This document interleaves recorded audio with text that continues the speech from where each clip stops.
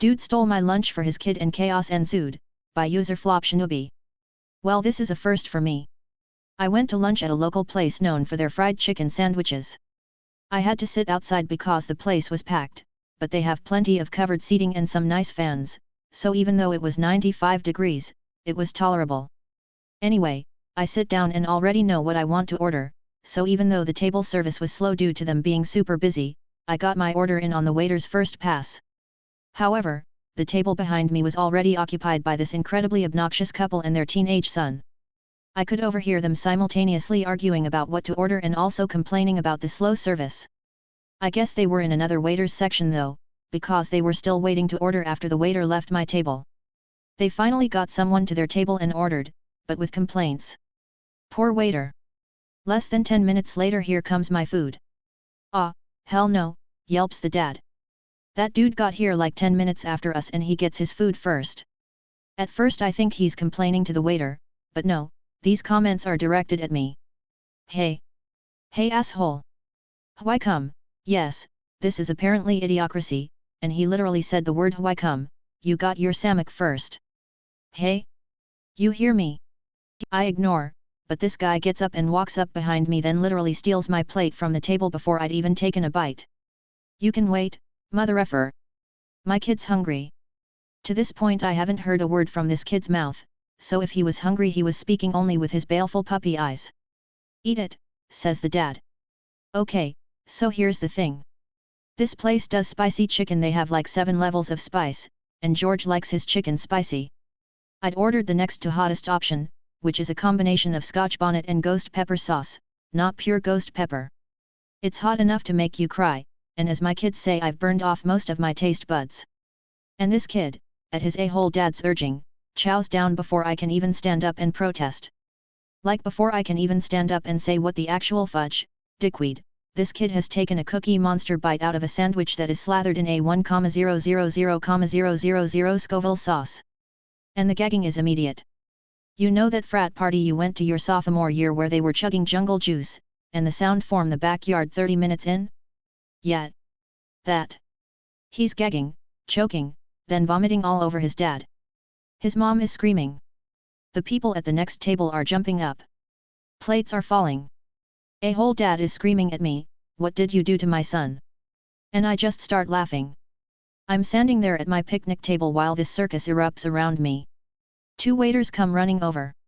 Dad is screaming. Kid is still wheezing and choking, mom is crying, one person at the next table over is literally crying with laughter, another looms like she's about to vomit. Laughing guy speaks up and steps between the dad and me, who looks like a real-life, human anger from inside out.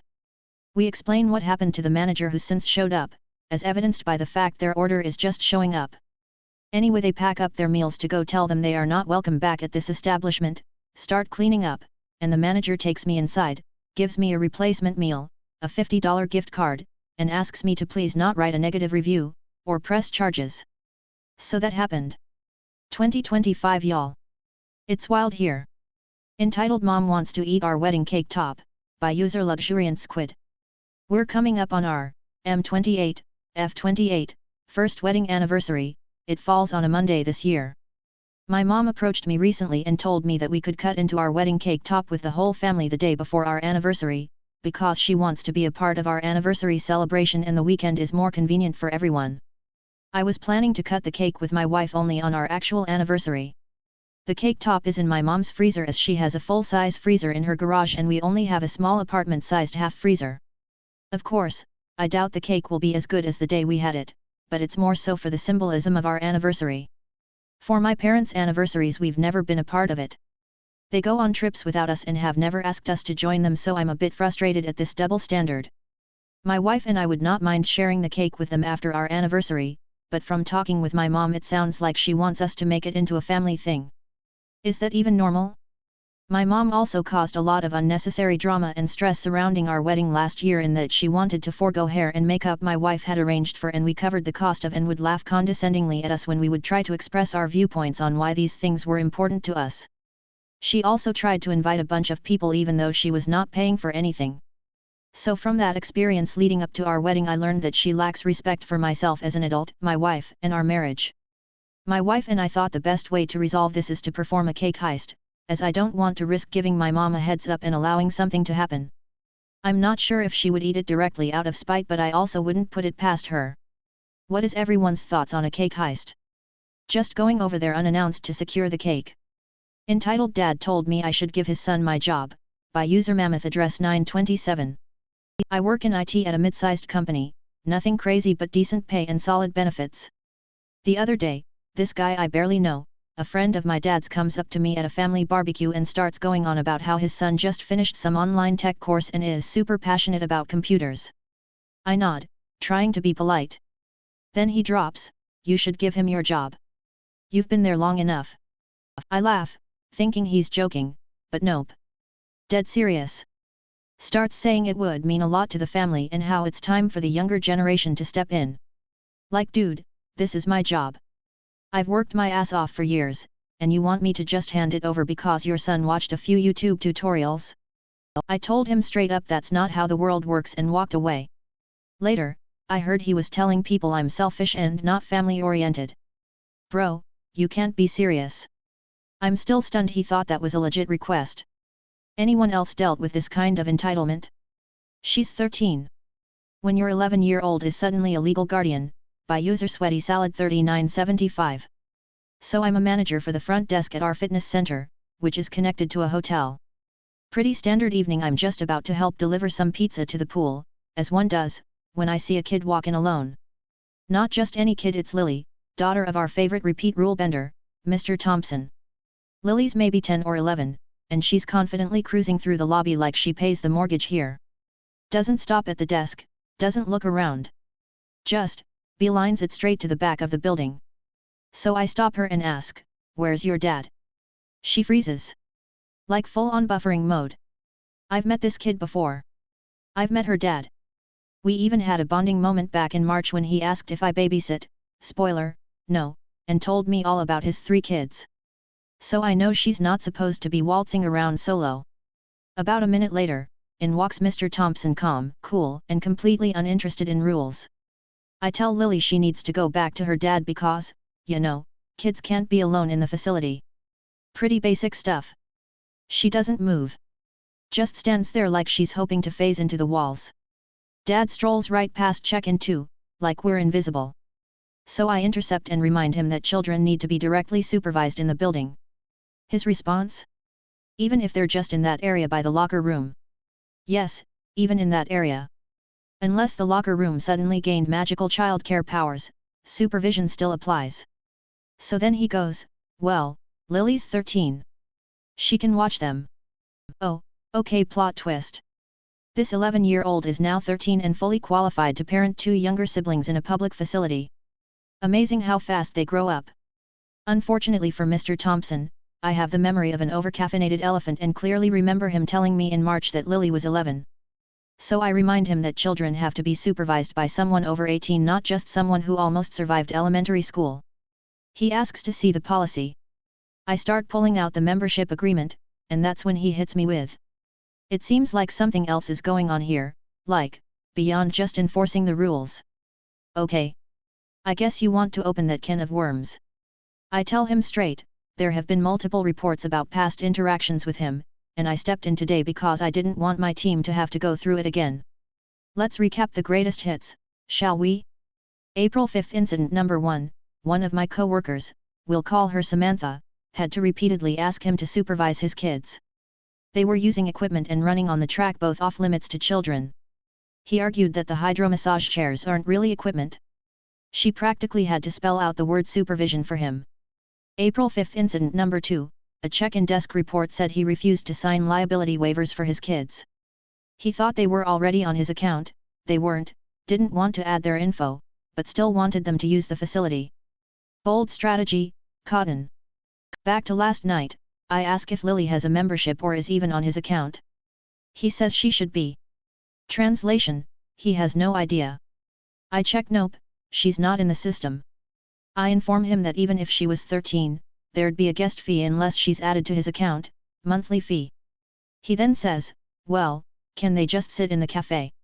Ah yes, the legendary loophole. Apparently the cafe exists in a magical realm outside our building's legal jurisdiction. I explain, again, that it's still part of the fitness center, and yes, even the cafe requires adult supervision. And here's the kicker, as Mr. Thompson starts to dig in again, Lily grabs his arm and starts dragging him out of the lobby. This girl who is usually bubbly, chatty, and full of personality said nothing the entire time her dad lied to my face about her age. Not a word.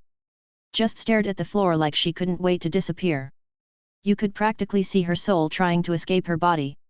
Dr. Dad insists his 11-year-old daughter is 13 so she can supervise her siblings in a public facility. Is shocked when staff remembers past incidents and enforces policies.